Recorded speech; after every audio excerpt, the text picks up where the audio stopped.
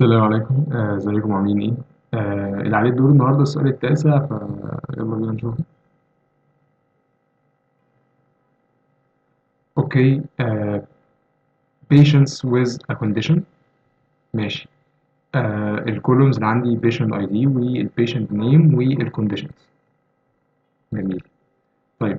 هو عايز ايه؟ عايزني find الpatient ID والpatient name والconditions. الداتا فريم كلها يعني. آه اللي عنده نوع من المرض اللي هو الديابيتس اللي هو مرض السكر. طيب. النوع الأولاني من مرض السكر دايما بيبدأ بإيه؟ ب DIAB1. تمام؟ as a prefix. أوكي. هنا مفيش DIAB1 فمعندوش. أليس، نل، بوب موجود أهو، فبالتالي أكيد خدوا. طيب. جورج في عندنا أهو، فبالتالي برضو إيه خدوا. ألين 2. هو مش احنا عايزين 1. دي اي اي بي 1 مش 2. ماشي جميل. يبقى احنا عايزين من وسط الكلام ده كله نطلع جملة الايه، او نطلع كلمة ال دي اي اي بي 1. فبالتالي محتاجين نستخدم ايه؟ محتاجين نستخدم function الايه الكونتينز. بص، هو الفكرة في ايه؟ انك لازم تكون عارف شوية ميثودز كده هتسهلك الدنيا خالص. تمام، زي مثلا النهارده فانكشن الايه الكونتينز بتتشيك لو البارامتر اللي انا هديها له دي في الميثود لو موجوده فخلاص يبدا يطلع لي ترو. فبالتالي كده كده هو اصلا عايز الفريم دي الداتا فريم كلها، فهنريتيرن ال البيشنتس. تمام. البيشنتس برضو اوفر ايه بقى؟ اوفر كونديشنز، ده اللي انا عايز اتشيك عليه الكونديشنز. دوت اس تي ار دوت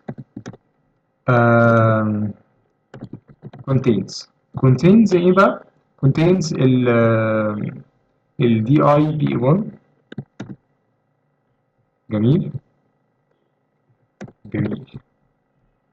فتعالى كده نعمل.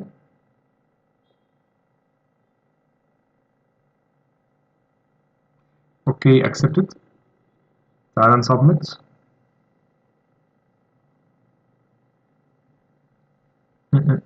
wrong. اوكي ليه wrong؟ هنا في DIAB1 لكن في كلام قبليه واعتبرها ان هو موجود معانا وهو اصلا مش موجود. ده معناه ايه يعني؟ ده معناه ان هو احنا عايزين بس الايه الدي اي اي بي 1 لوحده، يعني ما يكونش فيه قبله حاجه، في قبله سبيس، يعني ده يكون بدايه الكلام. صحيح، احنا اصلا كان في بدايه السؤال احنا ما خدناش بالنا ان هو بيقول لك ايه از بريفكس، لازم يكون بريفكس بدايه الكلام. طيب نهندل الحته دي ازاي؟ خلاص اللي هو نستخدم الريجيكس اللي هي الوورد باوندري. ايه هي الوورد باوندري؟ اللي هو ايه، خلاص اللي هو عرفه اللي هو خلاص دي اول حاجه تبدا بيها. ستيل برضو في ستيل برضو في ايه، في رونج. بدأ يقول لي ان في آم، في هنا كده ايفون.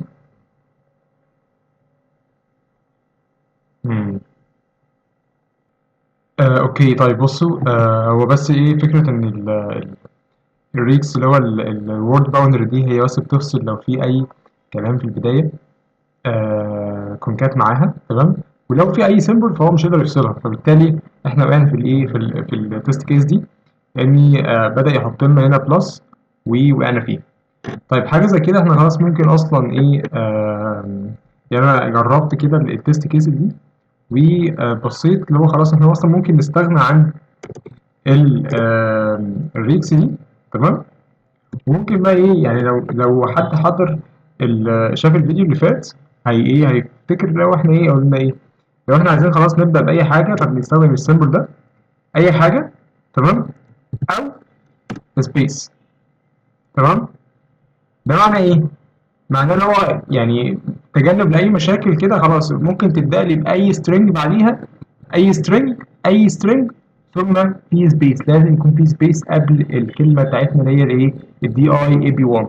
فبالتالي هي فعلا جابت ايه اكسبتد. تعالى كده نسبمتها ونشوف لو في اي رونج تاني. تمام كده اكسبتد.